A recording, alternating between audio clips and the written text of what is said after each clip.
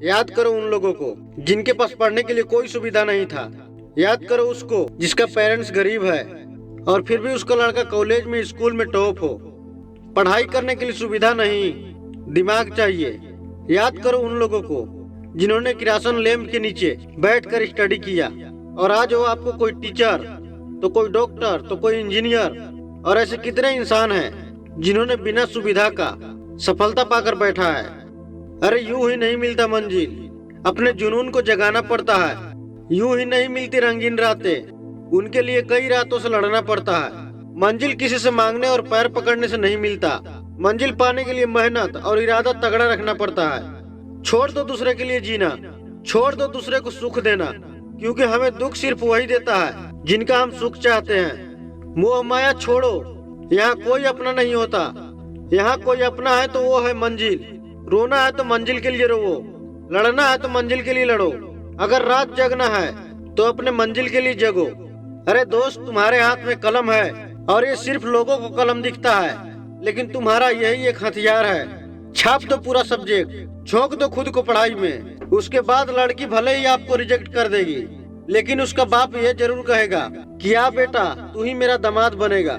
जब सब लोग सो रहे होंगे तब भी तुम्हें जाग कर पढ़ना होगा, क्योंकि तूने बड़ा सपना देखा है और उसे पूरा करने के लिए दिन रात खुद से लड़ना होगा। रात रात भर जग कर पढ़ना शुरू कर दो, क्योंकि किस्मत के सितारे तभी चमकेंगे जब आपका नींद अधूरी रहेगी। अगर भरोसा करना है तो मेहनत पर करो, किस्मत पर नहीं। आपको कलम का ताकत देखना है? अगर आपको कलम की ताकत देखना है तो एक क्लिप पर फोकस करो। ये है हमारे देश के पीएम मोदी और ये है जिला कलेक्टर। अगर ये क्लिप देखने के बाद भी तुम्हारे अंदर पढ़ने का जुनून पैदा ना हो तो तुम कभी नहीं पढ़ सकता। अभी भी अगर तुम सिर्फ सोने में गुजारोगे तो तुम्हारा कुछ नहीं हो सकता। सपनों पर विजय पाने के लिए पहले नींद पर विजय पाना पड़ता है। त्याग दो नींद को।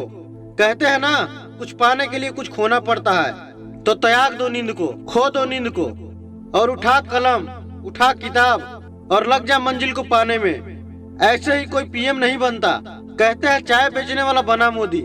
कोई चाय बेचने से इंग्लिश स्पीच नहीं दे सकता, कोई चाय बेचने से इतना शुद्ध हिंदी नहीं बोल सकता। अगर कुछ लोगों को लगता है कि बोल सकता है, तो मैं उन लोगों से कहना चाहता हूँ कि वो भी चौराहे पर टी स्टॉल खोल कर बैठ जाए। आप खुद सोचो, बिना स्टडी किए कोई कैसे इंग्लिश स्पीच दे सकता है, कोई कैसे शुद्ध हिंदी बोल सकता है, कोई कैसे उतना राजनीति जान सकता है। स्टडी का मतलब सिर्फ ये नहीं होता कि सिर्फ अच्छे मार्क्स से डिग्री ले लो। स्टडी का मतलब वो होता है कि अपने किए हुए स्टडी को काम में लो। अभी आपको पास सब चीज का सुविधा है। अभी दुनिया पूरा डिजिटल हो गया है। कोई भी चीज ऐसा नहीं होगा जो यहाँ पे उपलब्ध नहीं है। तो फिर आपको पढ़ने से कौन रोकता है? अगर पढ़ना है तो जहाँ हो वहीं से शुरू करो, जैसे हो वैसे ही शुरू करो। आपको सफल होने से, मंजिल पाने से कोई नहीं रोक सकता। ये मेरा वादा है। जय हिंद।